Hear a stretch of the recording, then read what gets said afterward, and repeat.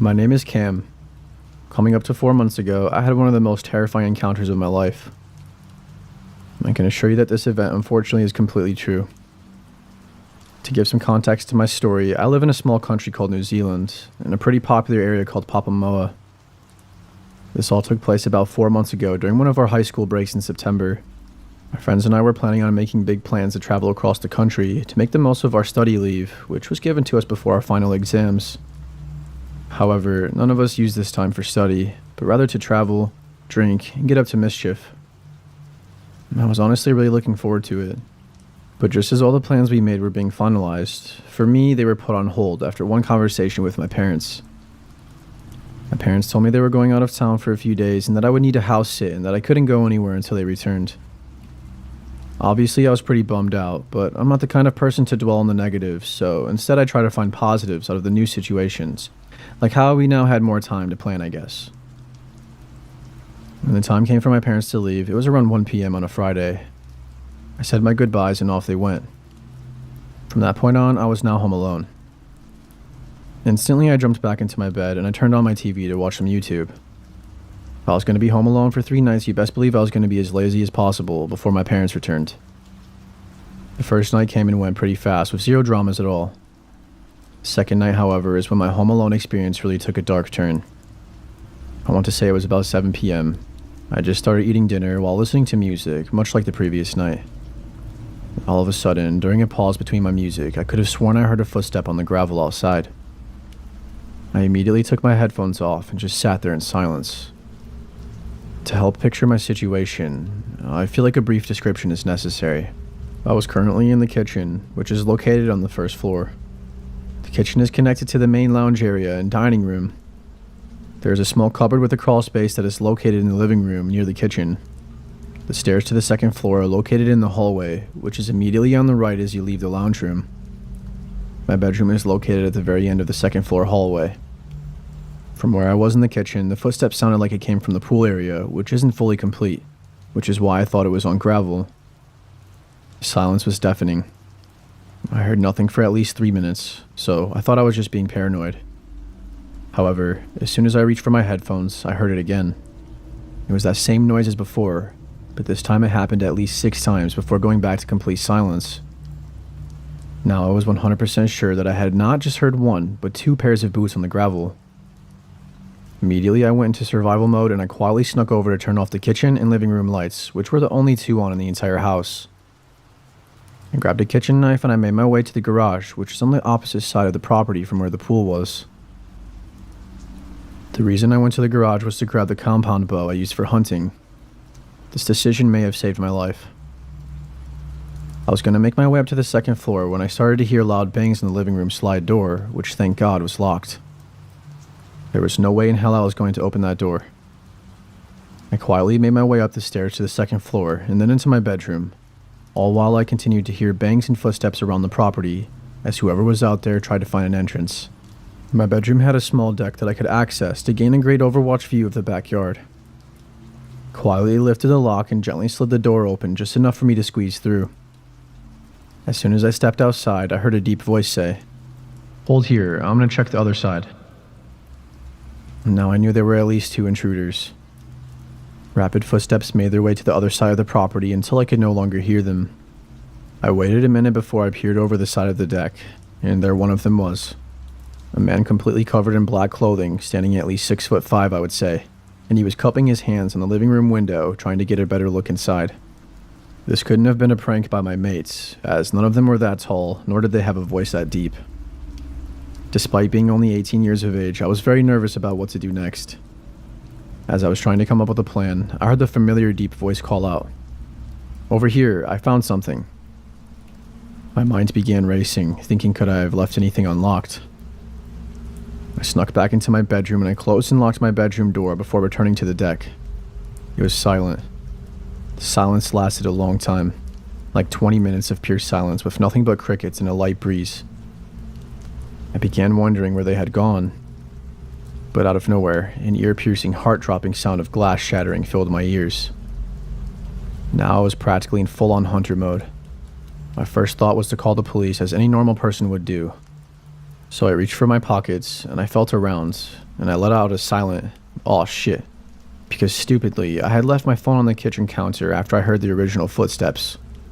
So that plan was unfortunately gone. The next plan was to run to the neighbors. However, it was a 5-minute run to my nearest neighbor's house, and I was on my deck on the second floor with the intruders, clearly now in the house, blocking my only exit. All I could really do was wait. For what exactly, I didn't know. I crouched in my room and just listened as I heard heavy footsteps marching around the first floor of the house. Drawers and cupboards opened and slammed shut all throughout the house. My heart sank as I heard the very familiar sound of someone walking up the stairs.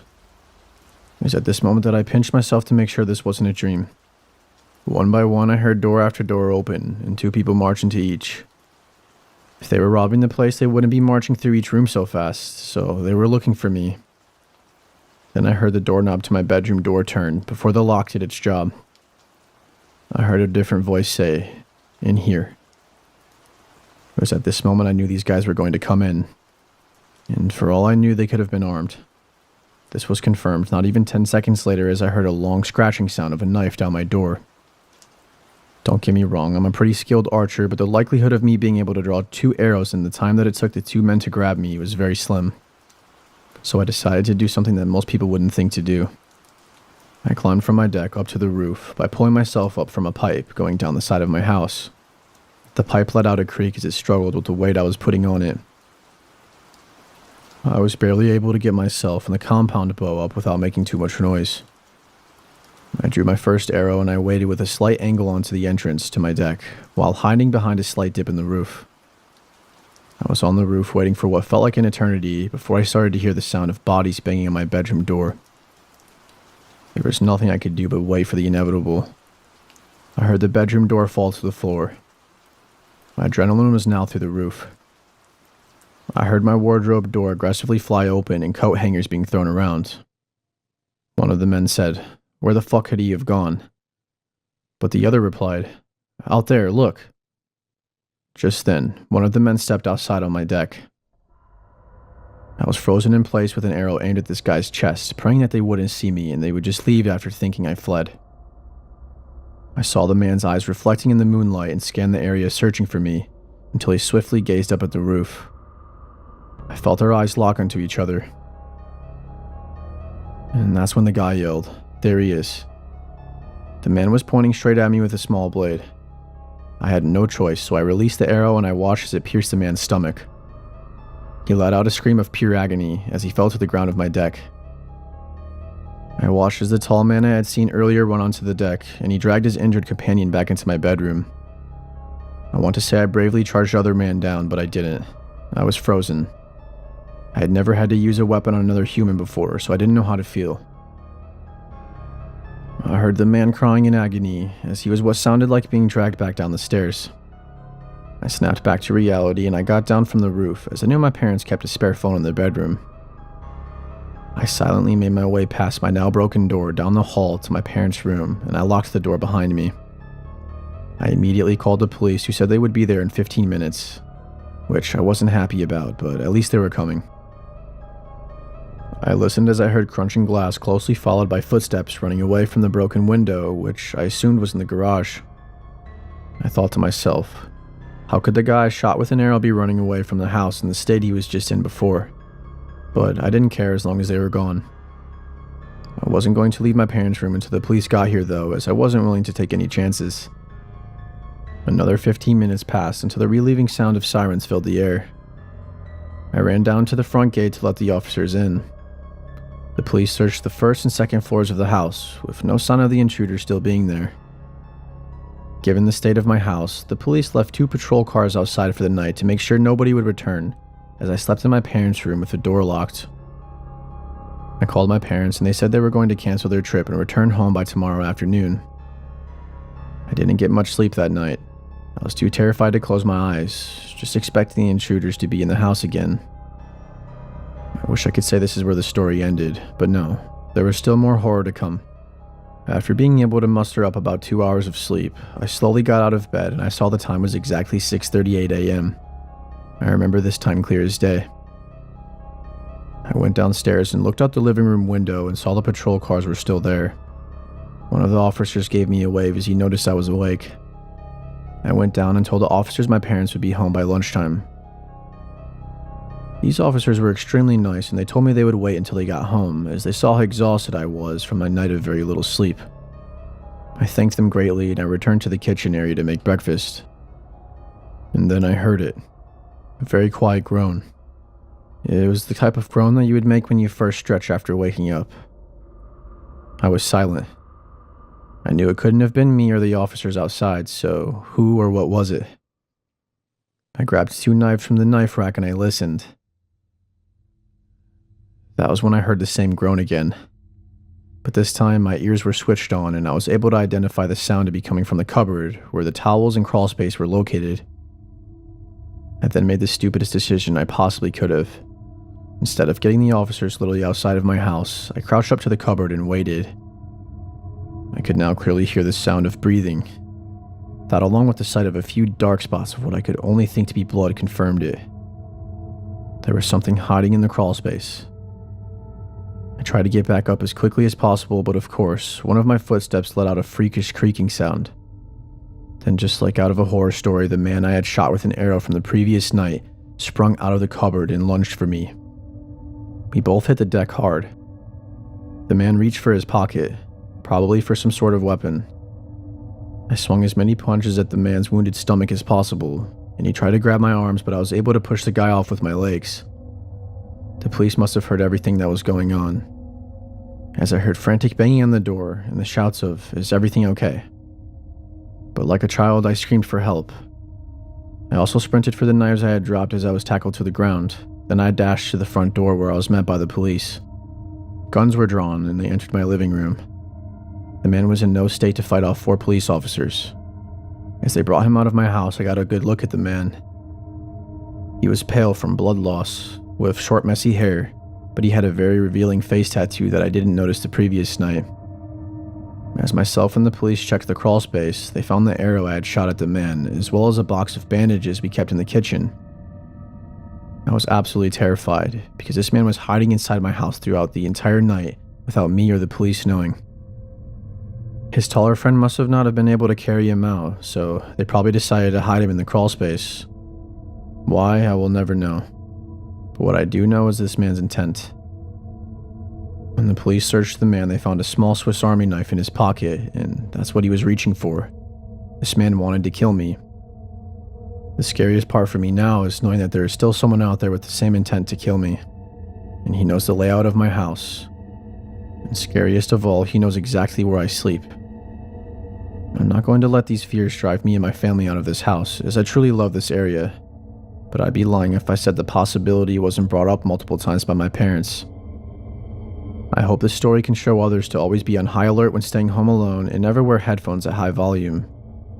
If it wasn't for the small pause of my music, I would have never seen them coming.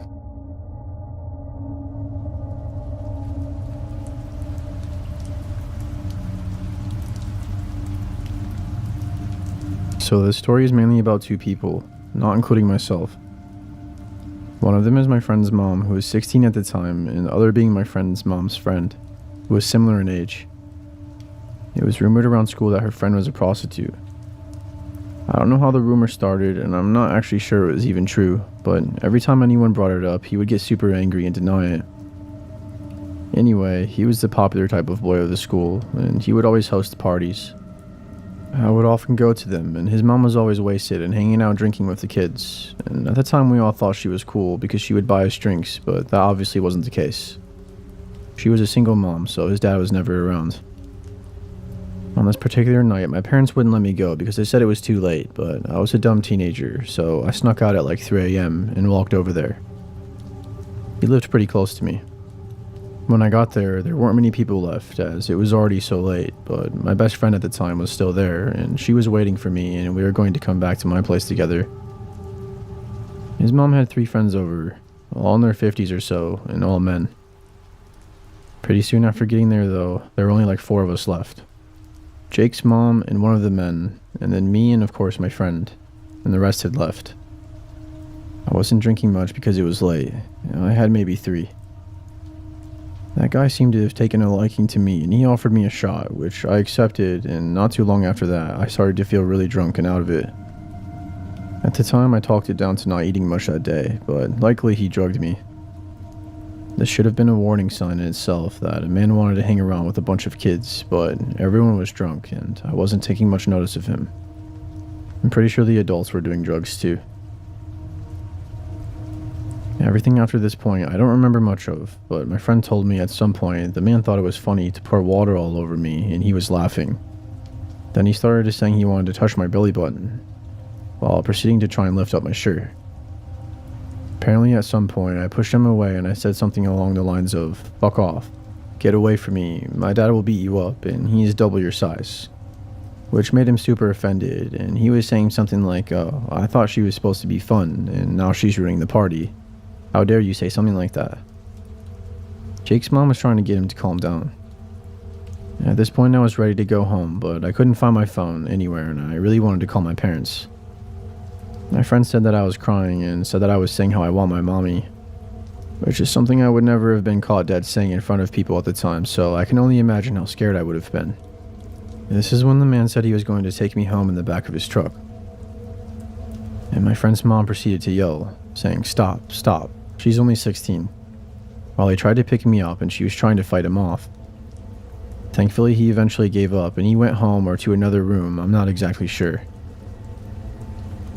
We were too drunk to walk to my house and I didn't have my phone to call an Uber. I ended up sleeping over on the couch and his mom was looking after me. I don't think anything happened to me while I was sleeping, but there's really no way of knowing for sure. My friend was with me the whole time, but she was sleeping too. It's safe to say I never went back to his house ever again after that, or even ever talked to him. Not that it was really his fault his mom was so sketchy. Also, I'm from the UK, hence the drinking so young, for the Americans listening. It's super common here. I did tell my parents yes, and my dad wanted to go over to Jake's, probably to yell at his mom and wanted to get the man's info. I begged him not to because I was embarrassed for him to do that at the time, but looking back I probably should have let him. My parents weren't really that angry at me for sneaking out, just super concerned obviously, and they banned me from going back there. Not that it would have been a problem.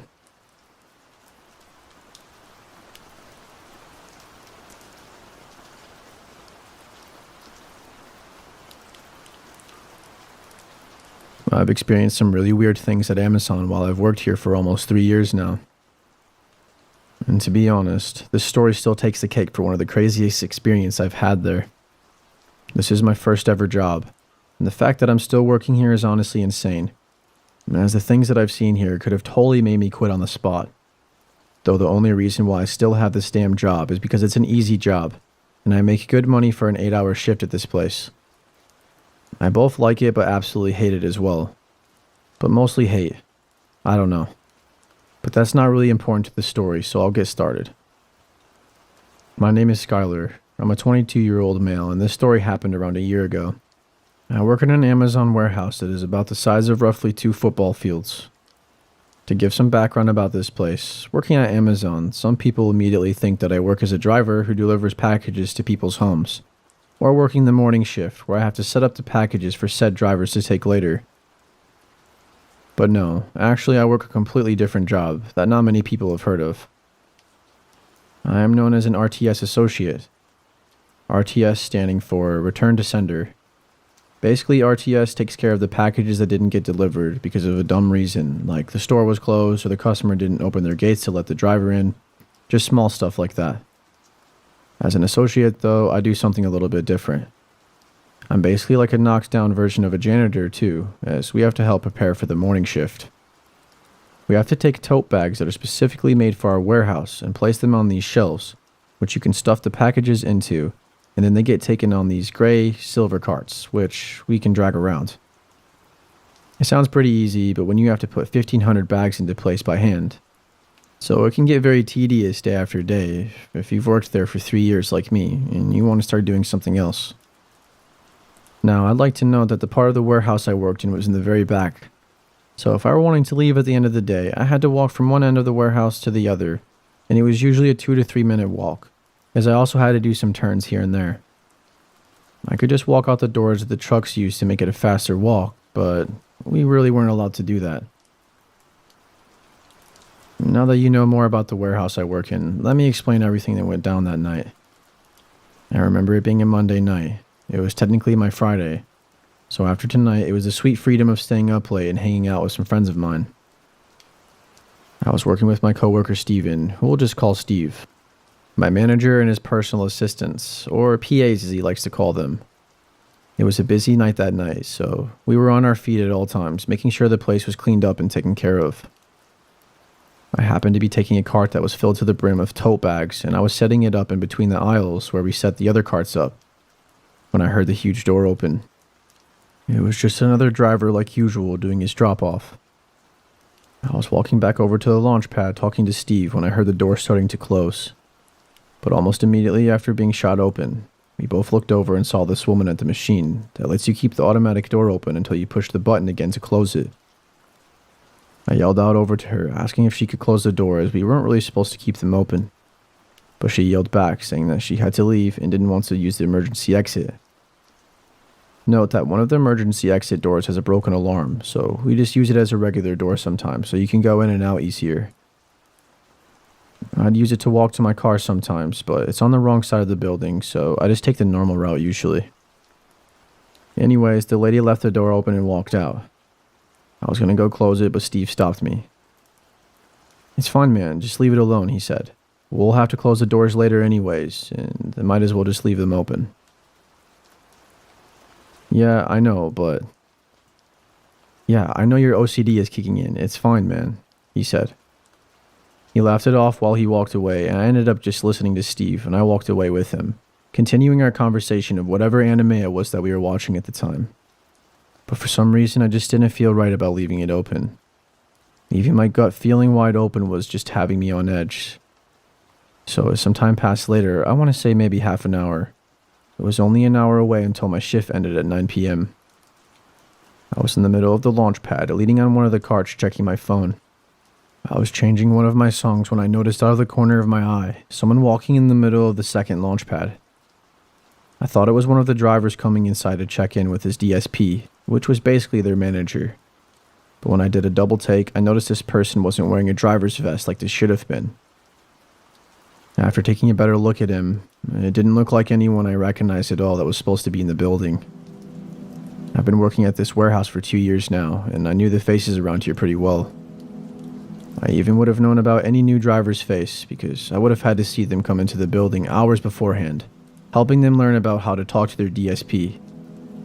And that also meant that they would have to check in with us personally. So whoever this guy was, I hadn't had a clue. I kind of regretted what I did next, but not having any security in this building, no one was stopping this random civilian from walking inside. The bad thing about having these doors open is that they're basically open to the public. Anyone could have just walked in, but they're not supposed to. So even though I didn't have to approach this guy, I did anyways because I was going to tell him to leave. I ended up walking towards the man and I started to notice more things about him, like he looked really young. Almost my age actually. He had blonde hair that stuck up as if he overused some hair gel. He had a backpack on, a button-up t-shirt with khakis and some black shoes. Honestly, he looked like some sort of college student, but there weren't any colleges nearby this warehouse, let alone any schools in this area, so it just seemed a bit off. As I got closer to him, we made eye contact, and he immediately shot his head down, as he was trying to not make eye contact anymore. And that's when I said, "Excuse me, sir, are you a driver here?" He didn't answer me. I stopped where I was standing, but he kept walking towards me. "Sir, if you don't work in this warehouse, I'm gonna have to ask you to leave." But he didn't say anything again. He just kept his eyes glued to the ground and kept walking. I just said one last thing to him. "Sir, is everything alright?" He walked past me at that moment, and he never answered me. But I heard him say something under his breath. I wasn't completely sure what it was, but it was something like, "I don't care, shut up." Like I said, I'm not exactly sure, but I remember hearing the word "shut up" in his sentence. I decided to walk away, and I pulled out the radio I had on me at all times, telling everyone that there was some random dude in the warehouse who wouldn't answer me or leave. But I included that there was something about him that didn't sit right with me. I didn't feel safe being around this guy. My manager immediately radioed back and took control of the situation. He went up to the guy and introduced himself, and he got to talking with him. Our manager told us to go back to what we were doing, but honestly I couldn't focus as I just kept watching him. Steve soon ended up walking over to me asking if I knew anything about this guy. I didn't, so that's what I told him. I told him that he didn't answer me, let alone even look at me. But he was talking to my manager like it was nothing. It caught me off guard, so maybe he wanted to talk to the manager and he knew who I was. But a few minutes later, my manager radioed us, asking if I could meet him in the front of the building. I was with Steve and the PAs at the time, as I was telling them about what happened, and I went off on my own. Walking up there, I put away my earbuds and I started thinking to myself, what the hell my manager was talking about with him. I still didn't feel right about this guy, so when I walked through the double doors of the cafeteria to find my manager sitting with this guy, I really felt like something was off. The stranger was sitting in one of the chairs, but his backpack was on his lap now, and one of his hands was inside of the bag while his other was holding the bag close, as if he were hiding something. This immediately set off some red flags in my head. I decided to stay back behind my manager while he talked to me. My manager told me to sit with him for a few minutes while he takes a phone call, as he just wanted to make sure that he didn't go anywhere. But I really didn't want to. I did not want to be there with him. And it definitely was not part of my job to babysit. Yet, here I was, sitting a few chairs away from this guy who kept a cold hard stare at me, while my manager started walking off with his phone in his hand. I didn't know at the time, but he was calling the police. It felt like a sacrifice having to sit there. Just a few feet away from him, it didn't make me any more comfortable. It was my Friday, and I just wanted to go home at this point. But while I was thinking about that, I heard him start to say something. It was really quiet at first, but he spoke up when I didn't answer him apparently. I know you're just here to distract me, Kevin. I'm sorry, what? I said. My name was not Kevin, and I don't know where he came up with this, that my name was Kevin, but it caught me so off guard. Our badges are kept in these clear front pockets on our vests, so he could see my name if he just looked. But I decided to cover with my hand just for my own safety. And that's when he said, "It's not going to work. I know this place doesn't have security. I could clearly see it when I was with Sam," which was my manager. "No, we do have security. He's just on break right now smoking outside," I said. But that was a complete lie. We really didn't have security here, but I didn't want him to feel like he could just do anything. But everything that came out of this guy's mouth was just worse than the last. "Listen, Kevin, I don't have much time to be here right now, so listen closely." "My name is not Kevin, sir. Why do you keep saying that?" Yeah, whatever you say, Kevin." He just continued to call me Kevin, which was just very off-putting. What was he trying to get out of me by saying a name? Is he trying to scare me or something? I had no idea. "I'll be back again," he said. "I'll get my chance next time. You'll see. I'll remember you, Kevin." It felt like I was in a freaking horror movie at this point. And like he was some villain, and I was not in the mood to listen to the rest of his evil little plot. I immediately stood up and I walked out of the room, wanting to get the hell away from this guy. I went through the double doors, and I could see my manager, so I started to walk towards him as he was walking towards me at the same time. I told him I wasn't going to sit in that room any longer with this freak-ass guy, as he was scaring me and I wanted to go home early. He could tell I was scared by the way my voice sounded, I think. I honestly was a little shaky after hearing something like that. I mean, who wouldn't be after hearing, "I'll get my chance next time"? Like, what the hell does that even mean? He understood how I felt and he let me go early, but not before I told him what the guy had said to me. My manager had an even more worried look on his face after that. He walked back inside while I walked over to the back of the warehouse to grab my backpack. I was walking over to everyone when Steve asked me what happened. I explained to him and the PAs what happened and what that guy had told me, and all three of them said the same thing. What the fuck? Yeah, I would like to know what the hell he meant by all that too, but I told him I was leaving early. It bothered me because I had to walk all the way back to the front and clock out on the machine. As I walked back up, I could see bright flashing lights outside, blue and red to be specific. Seems like the police were here, I suspected that was who my manager was calling when he was gone earlier, but all I could think about was just leaving for the night. I clocked out, walked out one of the side doors that led to the outside, and walked towards my car. I could see the police cars in the front of the building along with my manager, a policeman, and the guy. I could see that he was in cuffs, and that something serious was happening right now, but I didn't want any part of it. I just wanted to go home and relax. It would have been nice if it just ended there, but there's a bit more.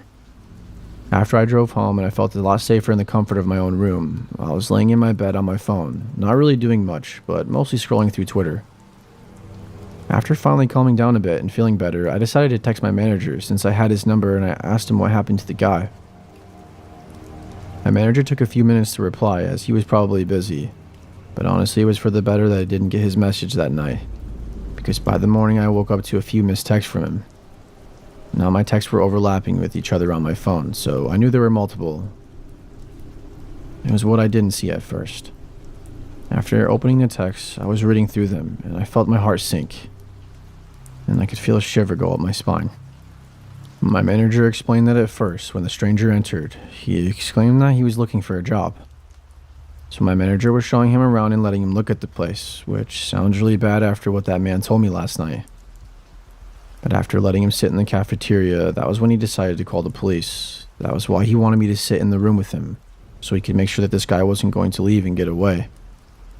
After getting off the phone, he walked back over, and that's when I was asking to leave after not feeling alright. My manager, just like me, also just felt off about this guy. He didn't trust the dude as there was something off about him. He really couldn't put his finger on it, but he mentioned that the way he spoke and the way he behaved just wasn't sitting right, so that's why he called the police. After he walked outside with him, my manager talked with the police and the policeman took his bag from him. He was a little resilient at first, but once they took the bag, they found something horrifying. It had a hunter's knife in it that was used for killing animals. The whole time this random ass guy was just carrying a knife in his backpack and was probably even holding it in his hand in the cafeteria at the time that he was talking to me. Self-protection or not, why the hell did this guy have a knife? Walking to a warehouse, acting suspicious, and just having the weirdest conversation with me. And of course, I aimlessly just walked up to him the first time like it was nothing. If I had talked to him even more, who knows what would have happened to me. I'm just happy that nothing did happen to me that night, but I still can't forget what he said to me.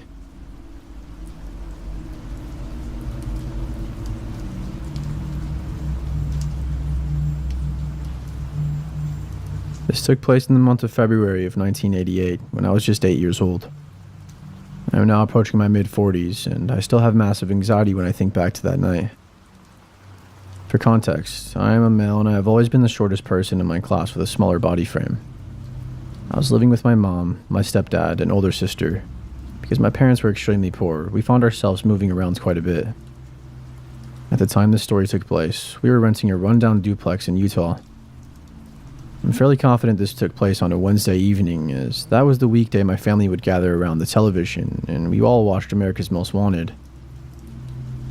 After the TV show had ended around 9 p.m., we said goodnight and we headed off to our own bedrooms. It was a school night, so I often went to bed around 9. Our duplex had 3 bedrooms, 2 on the main floor and 1 in the basement. My room was on the main floor down the hall from the living room, while my mom and stepdad's bedroom was adjacent to mine at the end of the hallway. My older sister had her room in the basement. At that age, I was fearful of the dark, so I often slept with the light on. We also had a false sense of security living in a small Utah town, so we never locked our front door. However, my mom and her husband always had a lock on their bedroom door, and they made sure to lock it every night so we kids wouldn't come in unexpectedly. I remember drifting off to sleep shortly after laying down. It must have been around 1 a.m. when I was abruptly awakened from a peculiar noise in my room. As I sat up in my bed responding to the noise, I was horrified to see that 2 grown men, sporting biker beards, easily towering 6 feet tall, standing in my bedroom door. Again, I was able to see every detail of these creepy men because my light had been left on. The men standing in the doorway were blocking me in my room, so I couldn't run past them. They both had the most evil stare directly into my eyes that I've ever seen. I was absolutely petrified. I didn't know why I did this, but in a moment of complete shock, I jumped up from my bed and onto my feet, but only then did it dawn on me that my little body was not going to be able to get past them. My parents' room was directly towards their backs, and my first instinct was to run to my parents' room. Looking back now, I realize it would have done no good since how they slept securely and comfortably behind their locked door while this was all taking place. Once my body's motions caught up to my thought process, I instead ran to the corner of my room and crouched down. All the meanwhile, the three of us are awkwardly staring at each other. I tried to let out a scream to call for my parents, but this would be the only time in my life where I was paralyzed with fear. My vain attempts to scream mounted in silent desperation. I didn't know what these people wanted, and I could only imagine the worst. One of the men pushed his index finger to his lips in order to signal to me to remain quiet. As I trembled with fear, the second man reaches into his pocket and pulls out a 6-inch blade at least. My room is fairly small, and they are both standing within 4 feet of me. He makes sure to swivel the knife in the air to make a point that he's not afraid to gut me like a fish. I nearly pissed my pajamas. Another attempt to scream yields nothing. Shortly after, they close my bedroom door on me and I'm left alone. Instinctively, I thought they were robbing our house, but now that they were exposed and had threatened me, I was hoping they would now leave. But I was wrong. I waited a few minutes. Do I open the door and try to pound on my parents' bedroom? Or are they waiting for me behind that closed door? Who knows? But after a few minutes, I gathered what little courage I could and I decided to crawl back in my bed, and I placed the sheet over my entire body and I waited it out. Were they planning on killing my family? I asked myself. Did they leave yet? What do they want?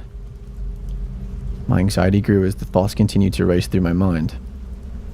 As I laid there intently listening for any sounds, I could hear them moving about the house and opening and closing various kitchen drawers.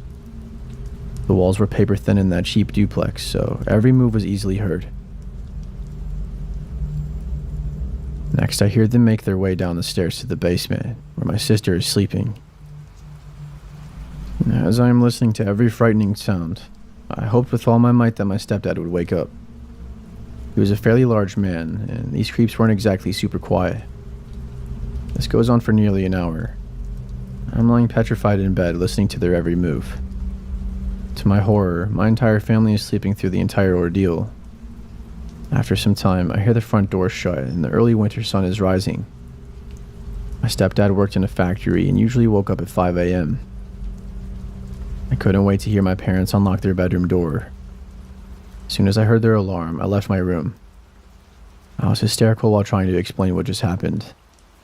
Next, my sister woke up and I desperately wanted her to tell me about her night by herself in the basement.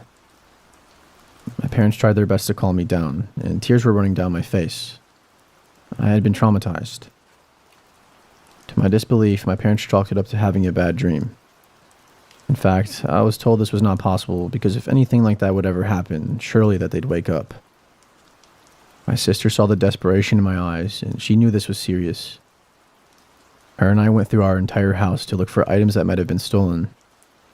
We came across her dresser drawers left half opened and many personal items out of place. This was enough evidence for her to become just as frightened. Because nothing was missing from our house, my parents didn't bother calling the police.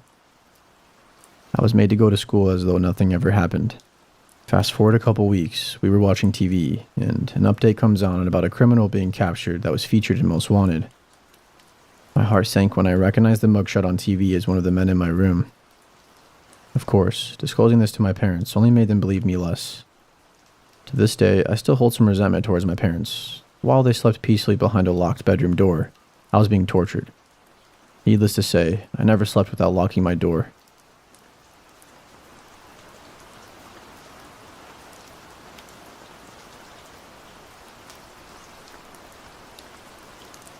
When I was a kid, no older than 10, I was walking to the mailbox to get the mail from my parents. I was fully dressed in my baseball uniform, ready to go to practice. A car pulled over and an elderly woman urged me to get into her car, like immediately. I knew something was off. "Come on, we're going to be late," she insisted. She went on to say things like my bat and glove were in the trunk, telling me that my dad had given it to them. She said my dad couldn't take me anymore, so he asked him to take me and that they lived nearby. I honestly don't remember what I did right away. I just remember the anxiety of piecing together what was happening. I would like to say I booked it and ran to the house for help, but as I've gotten older, I don't even remember anymore. All I remember is being back at the house and the creepy old lady ended up ringing the doorbell. When my dad answered the door, he was obviously confused, and she told him that they were testing me to see if I'd jump in the car. The most unsettling thing to me is I don't remember if I actually got into their car. I'm not particularly old, but the experience pumped so much adrenaline in me that I don't remember it well. When I try to remember, I can picture both outcomes of me running home and me getting in their car.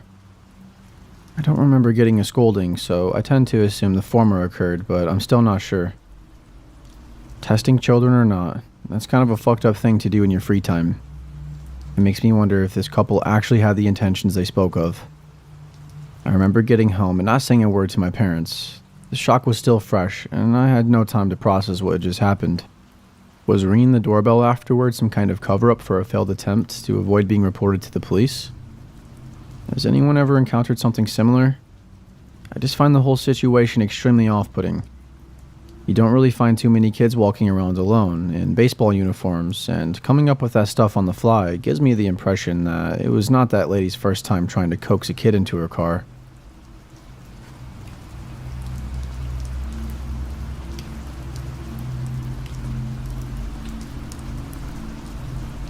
This happened when I was 17.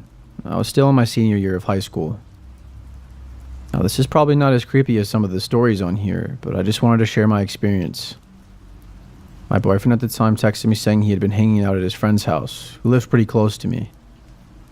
He asked if I wanted to hang out with him for a little bit, so I agreed. He picked me up around 8 p.m. and we drove a couple miles away from my house to a mobile home park. He parked in front of a pretty large-sized mobile home. I felt a little uneasy because this mobile home park wasn't in the safest neighborhood. The place itself looked a little run down, just like the rest of the homes here. We entered through the right side door up the small stairs in the carport.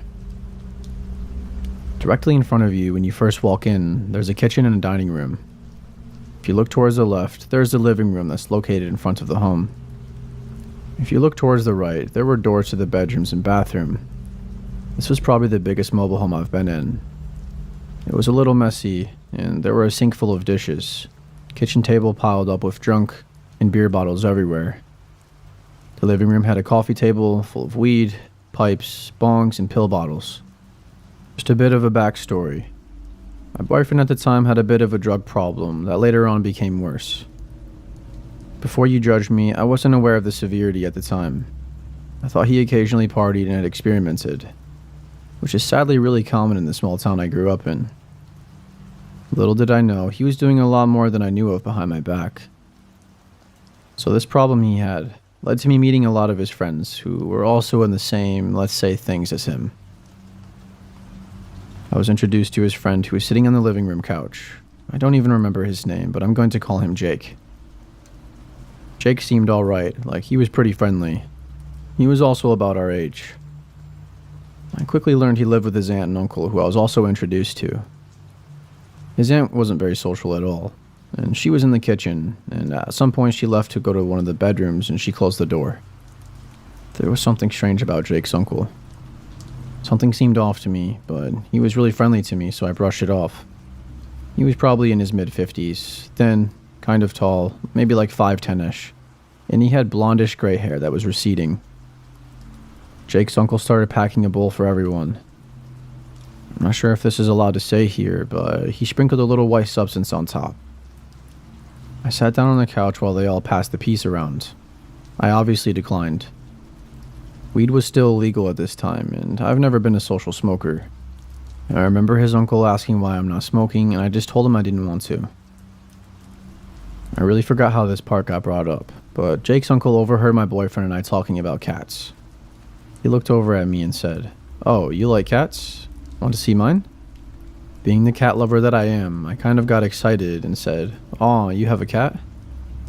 He was like, "Yeah, you want to see her?" Now, I was assuming he was going to bring her out, so I said sure. Then he got up to lead me down the hall, motioning me to follow, saying, "Come on, this way." I looked at my boyfriend kind of puzzled and asked if he wanted to come with me, but I guess he didn't feel like getting up. I really didn't want to come off as being rude if I didn't follow, so I got up and followed him down the hall to the very last door, located at the end of the hallway. He opened the door for me and I walked inside the bedroom. I noticed a shotgun next to the bed leaning against the wall. I got the vibe that this was possibly Jake's uncle's room. Jake seemed to be too young to own a gun, and this room didn't look like his style. It looked like a guest bedroom or a room for someone older. I wondered why his aunt went inside the other room. I'm not so sure what was going on in their personal life. Maybe they slept in separate beds. It definitely could have been a possibility. Anyways, to the right of the bed was a beautiful white long-haired cat on her scratching post inside the room. I went over to say hi and to pet her. And that's when Jake's uncle walked in, and I heard the door quietly close behind him, almost as if he wanted to be discreet with what he was doing. I jumped up and I looked over at the door and then to him. I think he must have noticed how scared I looked, because that's when he said, "Oh, this is just so the cat won't get out." He then came and kneeled down next to me and he started petting the cat. My gut feeling told me something wasn't right and I felt sick to my stomach. I went back towards the door and he yelled out, "No, the cat's going to get out, wait." But I didn't care, I just ignored him. And that's when I realized it was actually locked and not just closed. I immediately unlocked it and I swung it open. The cat did run out, so he wasn't making that up, but regardless, I just met this man, so why did he lock a 17-year-old girl alone in this room with him? Why couldn't he ask my boyfriend to come with us too? This room was located on the far end, opposite side of the living room where no one would hear us. I went back to the living room so fast and I asked my boyfriend if he could take me home. Which I would never do considering he wasn't sober, but I was desperate. He was pretty hesitant and he asked, "Right now?" I lied and I told him that my dad wanted me home right now, pretending to look at a text on my phone. When we were alone, I was so relieved to be out of there. In the car, I told him how Jake's uncle closed us in that room together and I felt really uncomfortable. He told me that I was overthinking the situation and that his uncle was a good person. So I always thought that maybe I was overthinking it, but it never changed how uncomfortable I felt about it. Please just always trust your gut feeling regardless of what anyone says about it. I never saw Jake or his uncle again, and I never wanted to go back there. Over 10 years later, I still get creeped out when I think about it.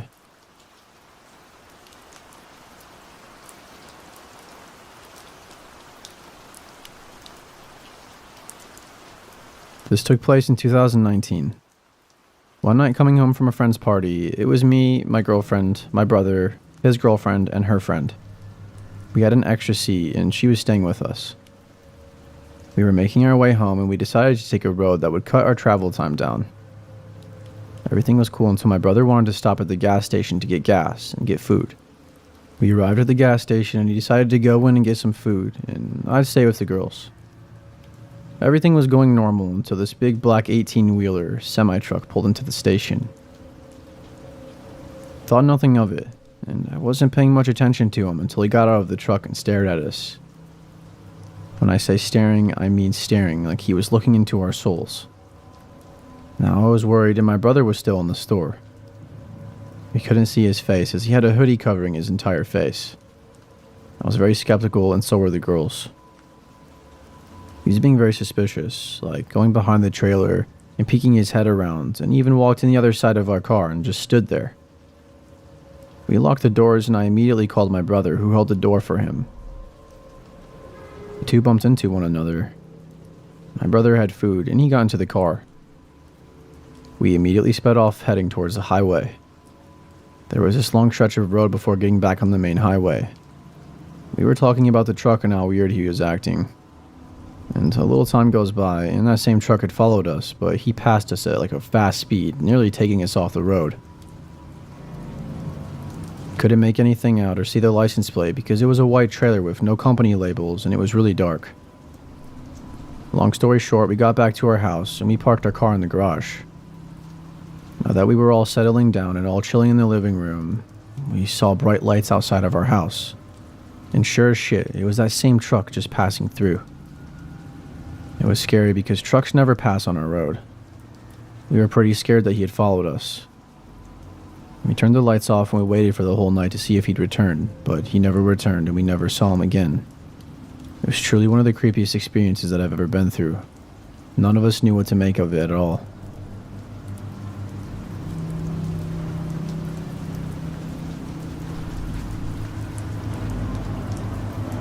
I'm a 23-year-old woman, and it takes me about 4.5 hours to drive home when visiting my family.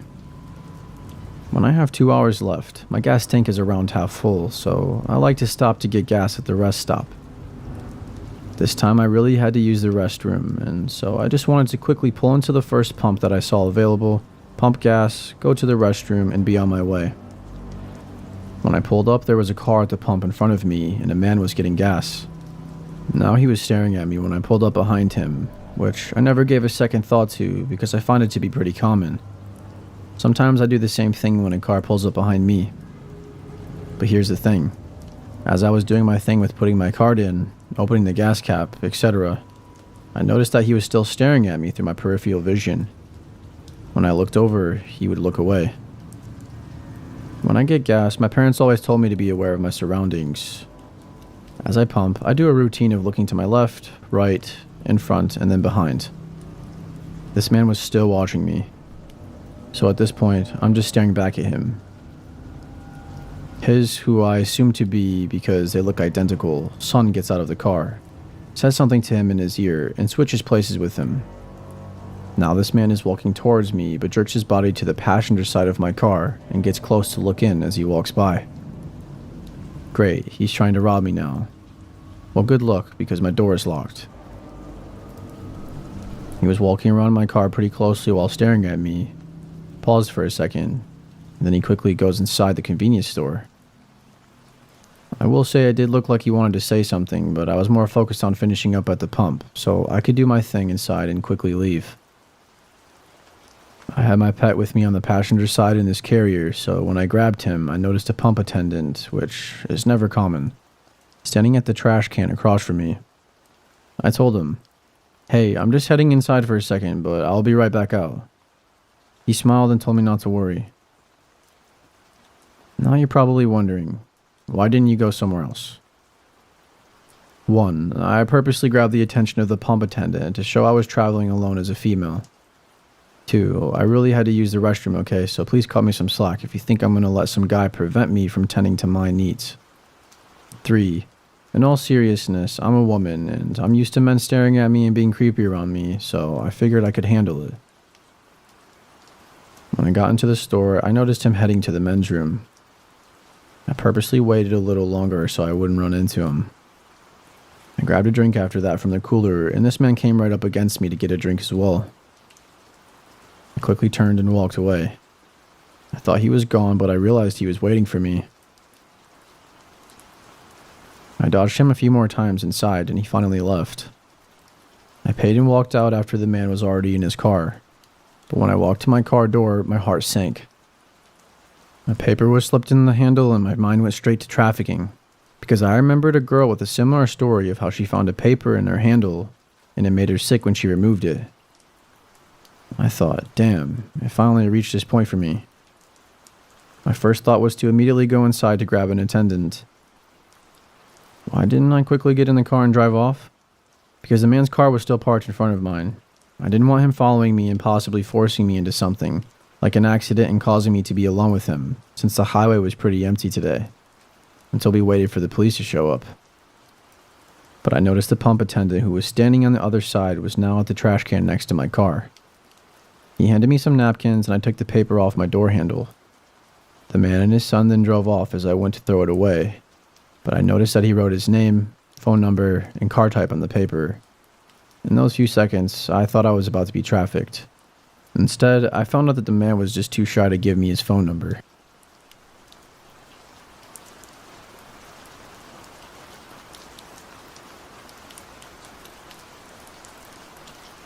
Many years ago, I used to work the night shift at a hotel in Myrtle Beach, South Carolina. During this season, it wasn't so bad, mostly families and stuff. We had on-site security then too. However, in the off-season, the winter months were different. The cheap weekly rates we'd offered attracted a lot of creepy people. The idea was supposed to be able to make money in the off-season by renting to what is known as snowbirds. Older retired people who came to the beach for a month or more through the winter. It didn't always work out that way, though. The cheap rates made it possible for a less than desirable person to become long-term residents. I've discovered more than my fair share of meth labs, broken up physical assaults, and more during the winter months. Working third shift, I would meet some interesting people. The cold weather would mean some homeless people would come in and get warm and grab a cup of free coffee. I wasn't supposed to let them, but it's not in me to be cruel. I'll let them grab a cup of coffee and get warm for a minute as long as they didn't cause trouble.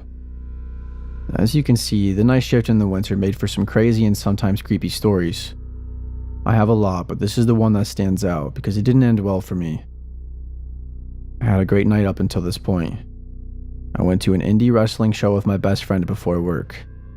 In fact, I had agreed to come in an hour early the next night for the young lady that worked second shift in exchange for her to work an hour late for me on this night, so that way I could enjoy the wrestling show. Ironically enough, I actually got to meet Terry Funk that night, who was a wrestling legend known for his hardcore and bloody matches. Little did I know I was about to experience this kind of violence for real. I was supposed to be there at midnight due to her working over an hour for me. I normally came in at 11 p.m. I counted the register and she briefed me on her shift as to what happened as per usual. As she was leaving, my friend, we will call him Andrew, pulled up. He worked second shift maintenance at this hotel, and the other two hotels are company owned. He would regularly stop by after work to go grab us some food, and we would play World of Warcraft on our laptops after eating for a while since business was so slow sometimes. He was just getting my money and he ordered my food and we were getting ready to leave. I was excited telling him about how much fun I had at the wrestling show and was showing him my Terry Funk t-shirt that I was proud of. I was just walking back into the office to put the shirt up when I heard the doorbell indicating a customer had entered. I had turned around when I heard someone say something loudly, but I still couldn't make out what they had said. I had just reached the doorway when I saw Andrew just fall down in front of me. The very next thing I know, a guy walks around the corner and punches me in the head with a short steel pipe in his hand. It staggered me and I went onto one knee. The next thing I know, he hits me in the head with his pipe. And the next thing I know after that, I hear the other guy who I hadn't noticed to this moment say to run, and then those men left out the door. I was finally able to get to my feet. I tried to call the police from the phone in my back office, but it was having issues. I slammed it in frustration.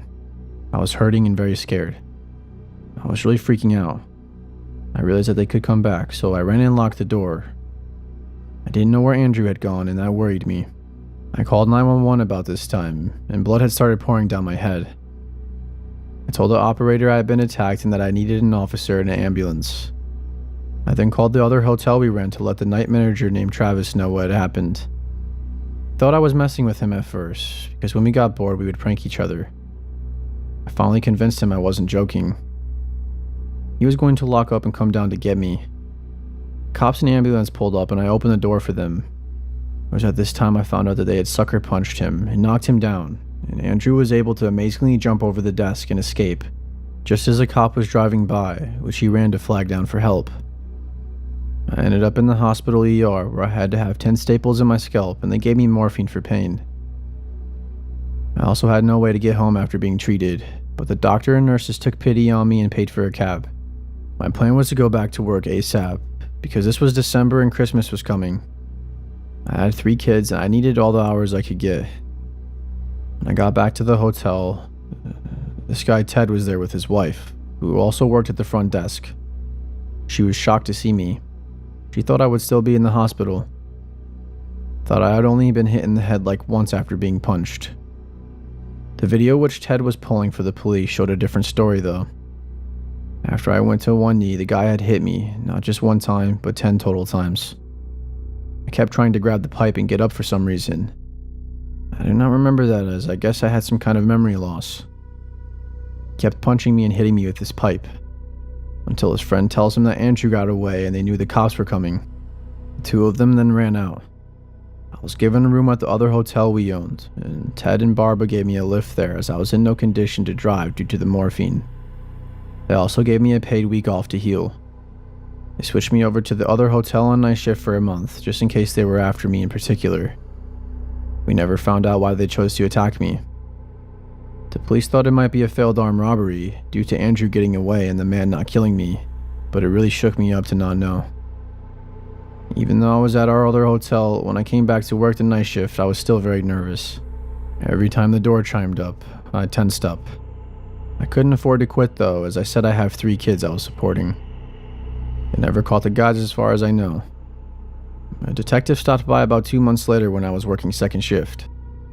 He showed me several mugshots, and he asked me if any of them looked familiar. I never got a great look at them as it all happened so fast. I had seen the video, which wasn't the best quality. Even so, 2 of them looked very similar to them. I pointed them out and he asked me how sure I was. I told him that I was only like 85% sure. He then yelled at me and asked me if I wanted someone to go to jail for attempted murder on 85%. I was stunned into silence, because I was the victim. I was attacked for no reason, and here he is yelling at me like it's my fault. I was too busy being attacked to get a good look at them. I no longer work at that hotel or night shift, and I am glad, because it's just too dangerous in that area.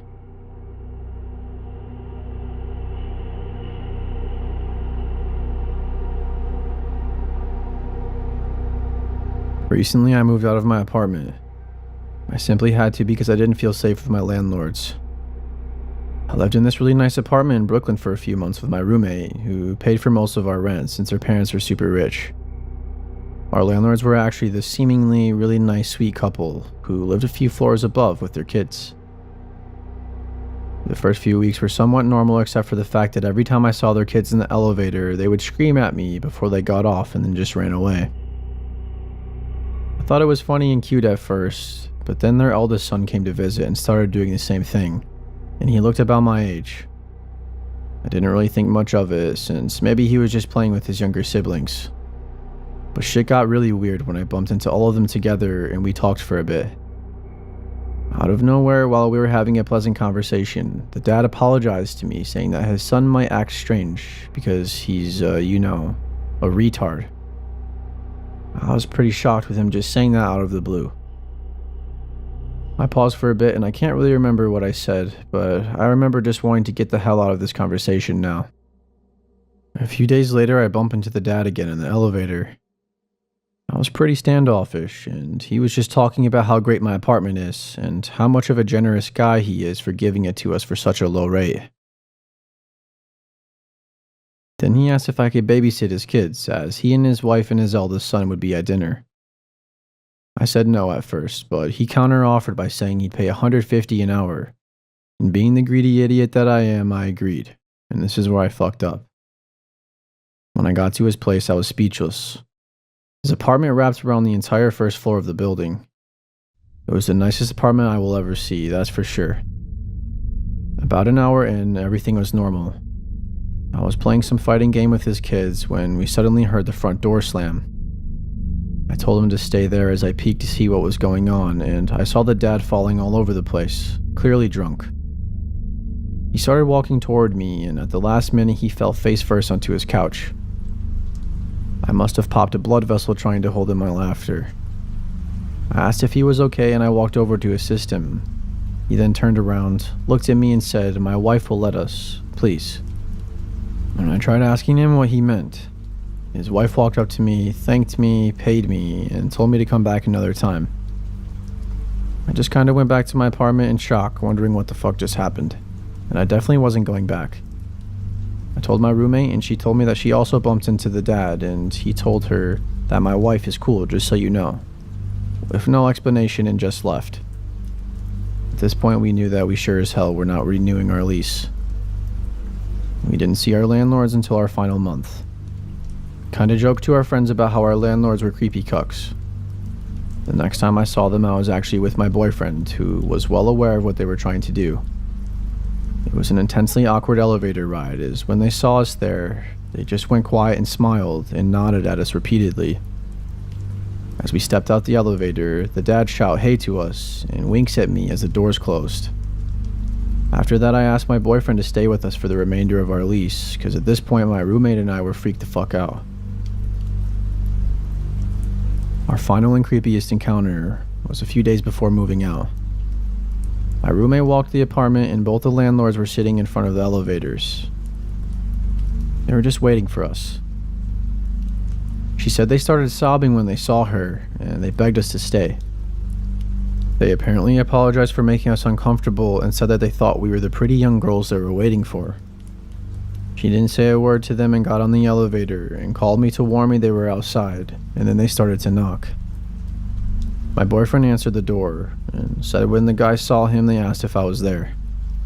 Of course my boyfriend said no, but they tried walking in anyway. I walked out of my room saying that I'll call the police if they don't leave, and they begged me not to and they ran out of the apartment. Just a few days ago, we get a text from a random number saying that we could live there 6 months for free if we just gave them a few nights. Of course, I blocked and deleted them. The whole thing was such an uncomfortable experience living there all those months, especially knowing they had keys to our apartment.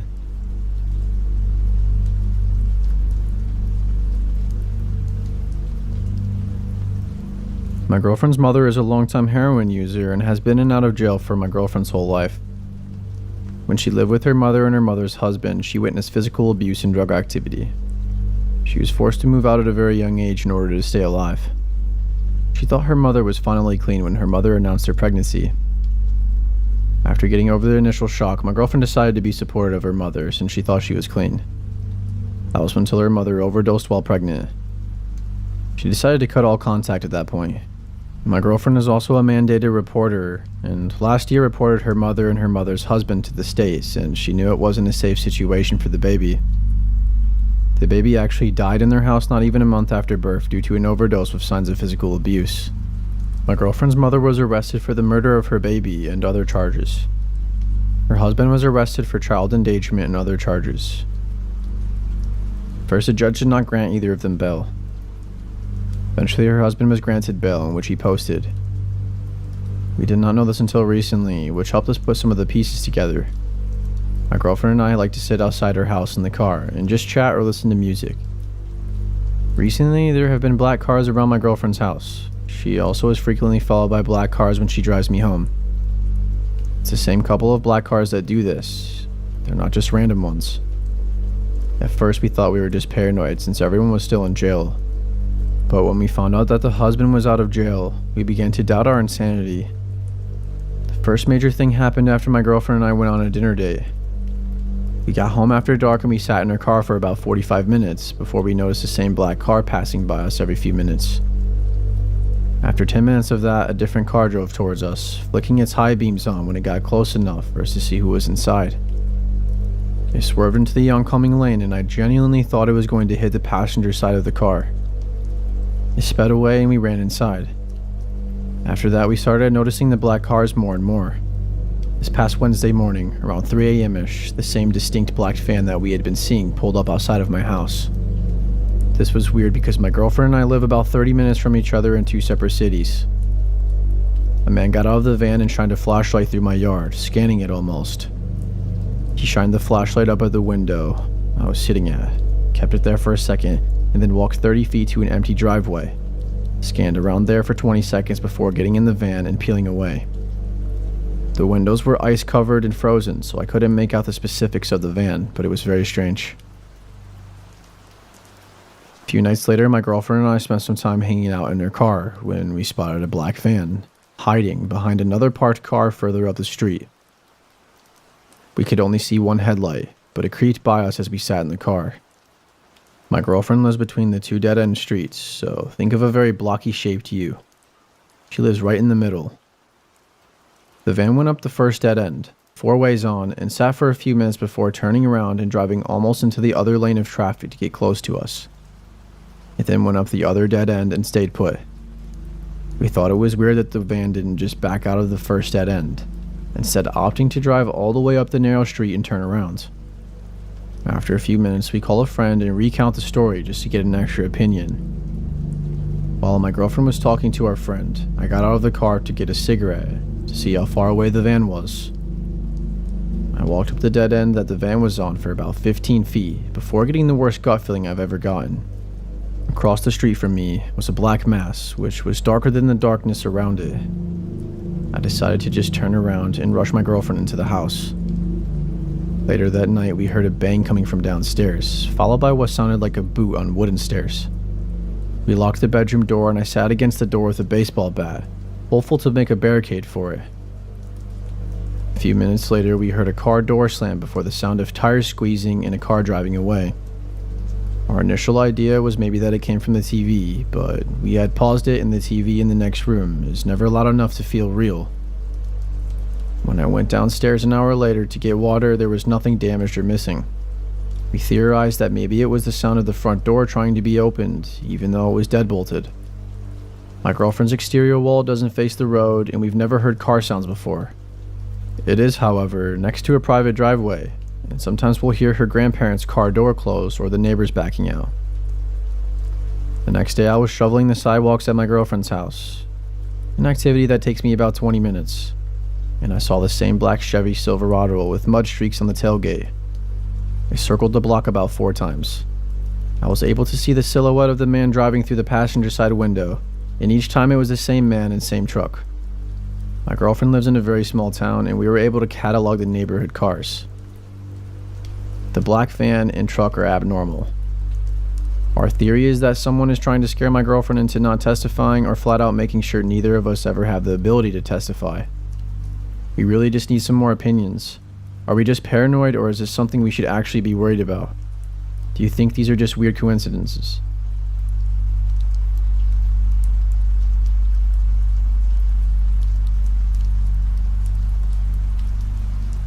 Almost a year ago, I was an opener at a resort, clocking in before 5 a.m. each day. The resort is located inside of an affluent neighborhood in a very wealthy town or suburb. Employees had to park in one of 2 parking lots at either ends of the property, and the lot I chose was adjacent to a long and windy road outside the resort, which led to the rest of the neighborhood. The road and resort were separated by a short range of brush and trees that no one ever walked through. I had arrived one morning per usual and put the car into park with my headlights still on. The lights in the parking lot were never on in the morning, since no one ever else really showed up before 6 a.m. The sun was never out at this time either, so it was usually always dark at the start of my walk. I was one of the first employees to arrive on the property each morning and was usually completely alone in this particular parking lot at this time, and this morning didn't seem any different.